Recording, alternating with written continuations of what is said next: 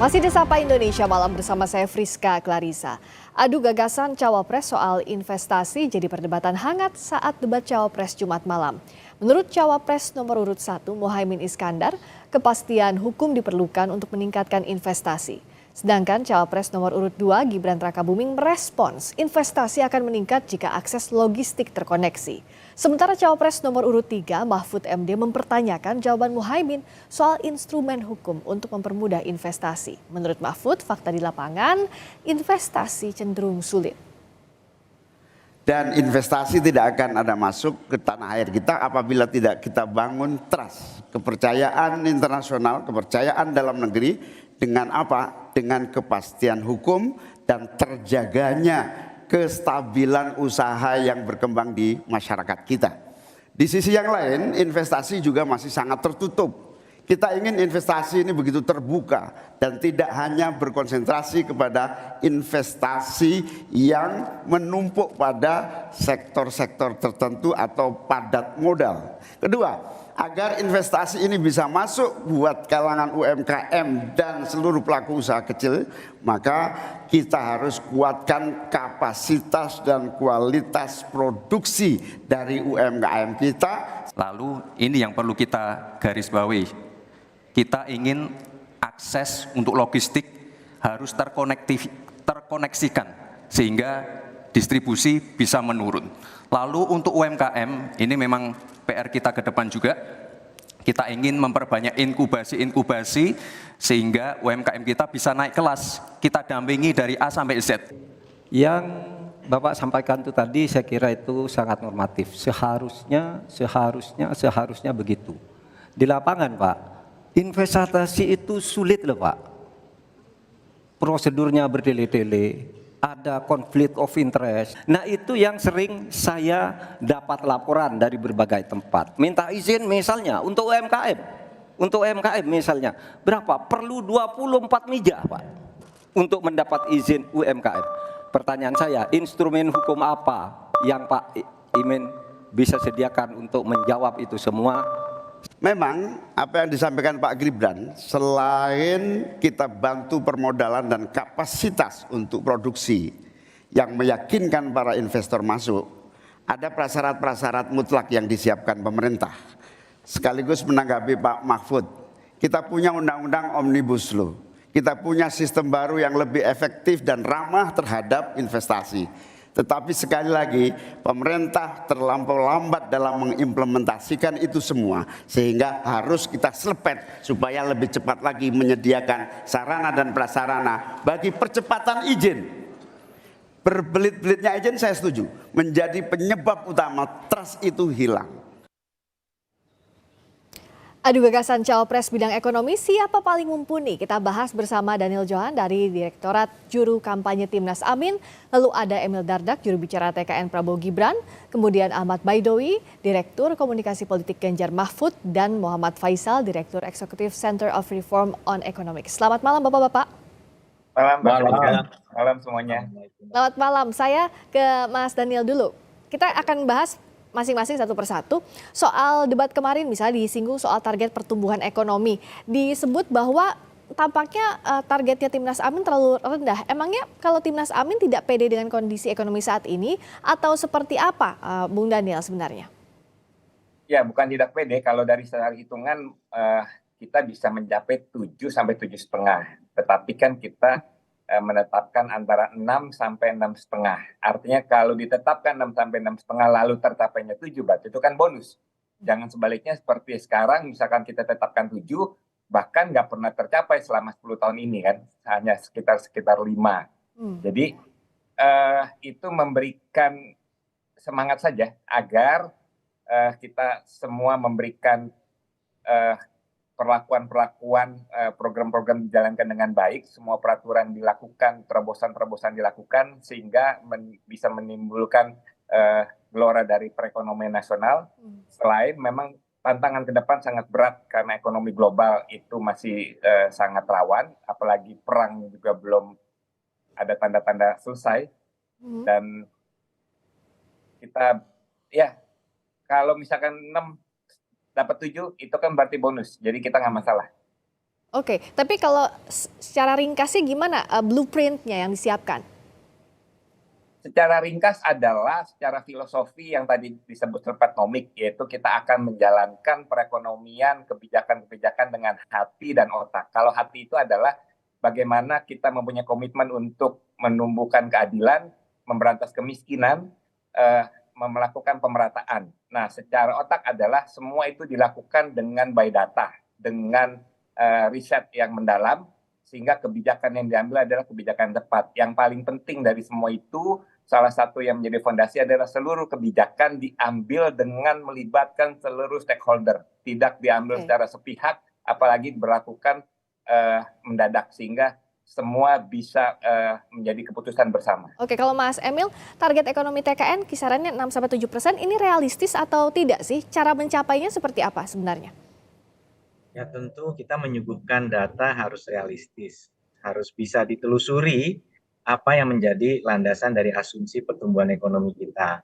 Kalau kita melihat dalam pertumbuhan itu diukur dari aggregate expenditure, itu kan ada government, ada consumption, ada investasi atau pembentukan modal tetap bruto, ada ekspor, ada impor, itu rumus sederhananya. Nah, kita melihat bahwa tren investasi yang meningkat, gairah dan kepercayaan konsumen yang juga terjaga, ini adalah dasar yang membuat kita semakin optimis bahwa upaya pencapaian angka 7% sebagai upaya untuk bisa mengatasi masalah-masalah kemiskinan maupun penciptaan lapangan kerja bisa dicapai.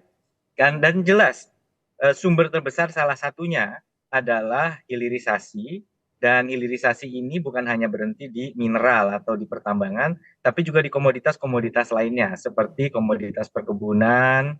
Kita melihat bagaimana afirmasi yang tegas dari pemerintahan Bapak Joko Widodo dan Kiai Ma'ruf Amin telah menghasilkan tentunya pemberdayaan biodiesel yang sekarang bisa dimix dalam BBM kita hingga ke B30 lebih gitu ya. Dan ini tidak dicapai dengan mudah karena tentunya perlu ketegasan, keberaniannya dengan penuh tentunya kecermatan. Nah, kalau bicara target tinggi juga dipasang oleh paslon nomor urut 3 Ganjar Mahfud. Mas Awi, 7% ini gimana hitung-hitungannya? Ini logis atau enggak untuk dicapai? Ya tentu kita memasang target itu sesuai dengan hitung-hitungan yang kita miliki. Tentu tidak asal bicara 7%, Pak Ganjar kan memiliki pengalaman sebagai Gubernur Jawa Tengah selama 10 tahun. Nah, itu ada pengalaman empiris yang bisa diaplikasikan di tingkat nasional. Karena itulah kemudian turunannya kemudian kita untuk mendongkrak itu menyiapkan 21 program set gitu kan. Dan yang terpenting detail programnya misalkan terkait dengan industrialisasi. Bagaimana mendorong pertumbuhan ekonomi itu di desa melalui industrialisasi yang terfokus pada sektor strategis seperti pertanian dan maritim. Karena kita merupakan negara yang agraris dan dengan kekayaan laut juga melimpah, itu kan perlu dimaksimalkan. Yang berikutnya misalkan menciptakan 17 juta lapangan pekerjaan. Ini tidak hanya sekedar menciptakan 17 juta lapangan pekerjaan, tetapi bagaimana menyesuaikan dengan kondisi keterkinian. Misalkan konteks pengembangan ekonomi melalui platform digital itu kan juga menjadi salah satu tema yang menjadi materi kampanye kita. Termasuk juga misalkan bagaimana kita menselaraskan data tentang UMKM, mudah berusaha dan satu data Indonesia. Apa yang disampaikan oleh Pak Mahfud itu memang kenyataan real di lapangan. Investasi kita ini sulit berkembang di Indonesia selama ini karena banyak hal-hal hambatan yang tidak tertulis di lapangan, tidak tertulis, tetapi itu praktek di lapangannya seperti itu. Adanya Undang-Undang Cipta Kerja yang dibikin melalui metode Omnibus Law itu ternyata salah satu tujuannya untuk menarik investasi, tetapi tidak berjalan maksimal di lapangan karena aplikasinya itu tidak mudah, membutuhkan beberapa perangkat hukum turunannya, termasuk juga mengubah budaya kerja di Indonesia yang disampaikan oleh Prof. Mahfud sendiri. Bahkan saya sendiri tidak hanya dicurhati, bahkan juga pengalaman bagaimana mengurus perizinan meskipun hari ini ada OSS begitu, tetapi kan realitas di lapangan tidak semudah membalikkan telapak tangan. Oke, nah mumpung saya juga ke Mas Awi, soal Pak Mahfud kan menyebut waktu itu ada laporan soal melewati 24 meja bahkan agar izin keluar. Sebenarnya sejauh ini apa yang sudah dilakukan, apa kendalanya dan apa yang akan berbeda nantinya? Ya, penegakan aturan hukum itu harus tanpa petebang pilih, harus seperti yang dilakukan oleh Pak Ganjar ketika menemukan pungli-pungli. Ini kaitannya kan bagaimana banyaknya media itu kaitannya dengan pungutan-pungutan yang tidak resmi, yang dalam bahasa sehari-hari disebut dengan pungutan liar. Pak Ganjar di Jawa Tengah bagaimana membasmi pungli. Nah, penegakan aturan, konsistensi menegakkan aturan itu yang harus kita lakukan sehingga tidak ada lagi kompromi terhadap oknum-oknum yang menghambat proses perizinan dari sebuah usulan untuk melakukan membuka usaha ataupun lapangan pekerjaan baru. Ini real, data di lapangan menunjukkan seperti itu. Oke, nah kalau bicara soal adanya pungli, kesulitan banyaknya aturan, Mas Emil, kan Pak Jokowi berkali-kali sejak awal pemerintahannya selalu bilang harus reformasi birokrasi, harus mempermudah investasi. Tapi apa yang jadi kendala utama dan akan diperbaiki nantinya jika terpilih kalau Mas Gibran ada di pemerintahan juga Pak Prabowo, termasuk juga soal koneksi akses logistik, ini bagaimana untuk penerapannya? Justru ini di sini makanya kami menyampaikan bahwa paslon Prabowo Gibran ini kan yang memang paling konsisten mengatakan bahwa kita akan membangun di atas fondasi yang sudah dibangun oleh pemerintahan Bapak Jokowi selama 2 periode terakhir. Saber pungli lahir di era ini ya. Begitu pula juga dengan penyederhanaan. 24 meja itu kami bisa yakinkan, bisa memberikan satu fakta bahwa itu tidak berlaku untuk semua gitu ya, karena sekarang ada perizinan berbasis risiko. Kita lihat seberapa mudahnya NIB diterbitkan melalui online single submission. Saya juga menjalankan fungsi perizinan di pemerintah provinsi, kita diminta untuk bisa menyederhanakan proses. Contohnya juga bagaimana IMB, HO, saya waktu dulu bupati ngerasakan ruwetnya HO, izin HO, ordinan apalah itu bahasa yang dipakai, izin gangguan istilahnya, itu juga sudah dihilangkan. Jadi sebenarnya kalau ditanya, kita nggak mau cuma ngomong akan, ini bagian dari kesinambungan perbaikan. Setiap tahun selalu, maka sekarang kita mengenal reformasi birokrasi tematik. Ya. Reformasi birokrasi tematik itu artinya menyederhanakan perizinan. Sekarang yang jalan bukan pemohonnya, tapi sekali lagi berbasis risiko ya. Artinya kalau dia ada dampak lingkungan hidup, ya kita nggak boleh dong ngeloncatin proses-proses AMDAL atau proses-proses UKL UPL ya. Jadi semua berbasis risiko. Jadi saya ngalami betul, misalnya ada orang mau buka toko baut di ruko dia jualan toko baut, izinnya ruwet, ngapain? Ada orang mau buka toko mebel, terus dia dikenakan izin rumit. Waktu saya bupati, itu era pemerintahan Pak Jokowi sudah, kemudian kita cek perizinannya, ternyata bisa disederhanakan, tidak perlu lagi dia buat izin lingkungan, hanya sekedar untuk buka toko mebel. Karena apa? Karena gudang yang ada di dalam tokonya itu bukan sama klasifikasinya dengan kawasan pergudangan. Jadi saya merasakan betul sebagai kepala daerah, bagaimana pemerintahan Bapak Jokowi ini sudah membuka ruang untuk kemudian kita terus memangkas segala inefisiensi dalam proses perizinan. Oke, kalau Mas Daniel, apalagi sebenarnya yang mau diubah oleh pasangan Anies dan Gus Imin soal kepastian hukum untuk meningkatkan investasi? Bukankah sudah ada payung hukumnya, Omnibus Law misalnya, atau sistem OSS misalnya, meskipun harus ada penyempurnaan? Ya, pertama pemerintah itu ke depan tidak lagi melakukan kebijakan dadakan ya. Seperti persoalan minyak yang pernah terjadi kemarin. Itu karena persoalan dadakan, pengusaha-pengusaha, para retailer yang sebelumnya kita anggap sebagai pahlawan ekonomi yang mempertahankan pertumbuhan bisa mendadak menjadi kriminal tuh, diuber-uber hanya untuk karena menjual minyak goreng. Dampak dari kebijakan yang sesaat misalkan. Lalu misalkan kebijakan sesaat, tahu-tahu untuk garam industri tidak diizinkan untuk impor. Padahal itu punya dampak terhadap industri turunan dari petrokimia, misalkan itu pertama. Yang kedua adalah kita dalam selalu mengambil kebijakan jangan sepihak, tetapi harus melibatkan seluruh stakeholder sehingga kebijakan yang diambil adalah kebijakan yang terbaik. Nah, yang ketiga adalah ini prinsip dasar seperti persoalan nelayan. Mereka selalu mengatakan Pemerintah nggak usah bantu kita, kita udah bersyukur. Yang penting pemerintah jangan menyulitkan kita. Nah, sehingga seperti yang tadi Mas Emil sampaikan, pemerintah tidak menyulitkan saja sudah menjadi suatu kemajuan bagi perekonomian nasional nanti. Apalagi kalau pemerintah mempermudah.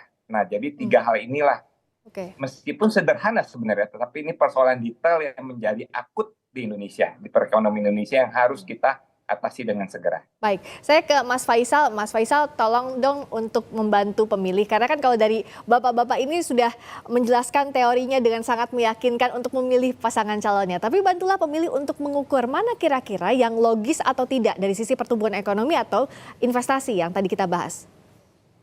Target 7% itu memang yang harus kita capai secara normatif. Karena kalau tidak, kita akan kena middle income trap.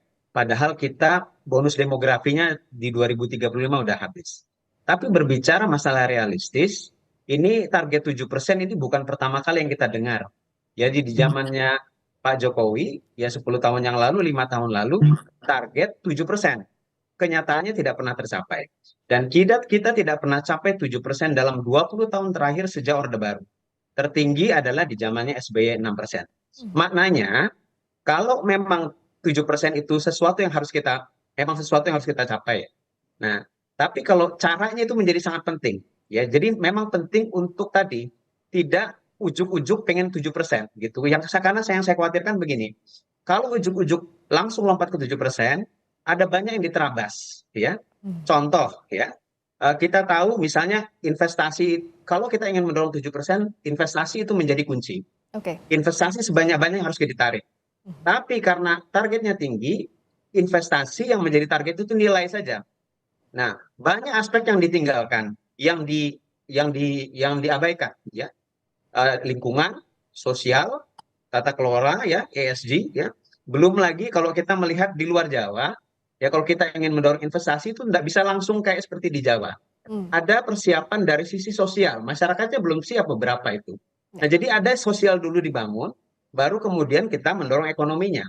Belum lagi kalau kita ingin investasi itu berdampak terhadap penciptaan lapangan pekerjaan, itu juga nggak bisa ujuk-ujuk.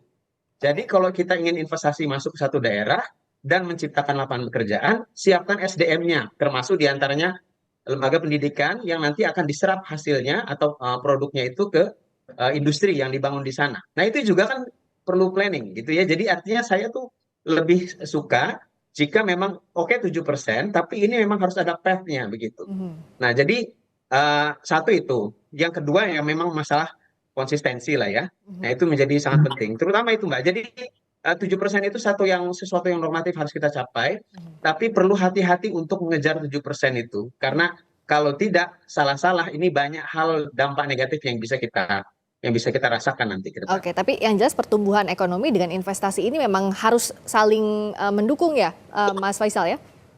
Kuncinya adalah memang dari investasinya gitu. Tapi sekali lagi, investasi yang dipaksakan untuk mencapai 7%, ya dalam waktu singkat itu berbahaya. Oke, jadi dua hal ini yang berkelindan harus jadi fokus. Terakhir singkat-singkat saja untuk masing-masing tim ses, apa yang bisa disampaikan secara lebih sederhana ke publik soal poin ekonomi yang akan jadi prioritas masing-masing pasangan calon. Dari mulai Bung Daniel, silakan. Ya, makasih. Bagi kita masa depan Indonesia itu sangat tergantung dari Indonesia mengelola pertanian dan perikanan di Indonesia. Karena itu menjadi kekuatan Indonesia. Selama Indonesia berhasil mengelola pertanian dan perikanan dengan baik, masa depan kita akan baik. Tapi kalau kita gagal, akan suram masa depan.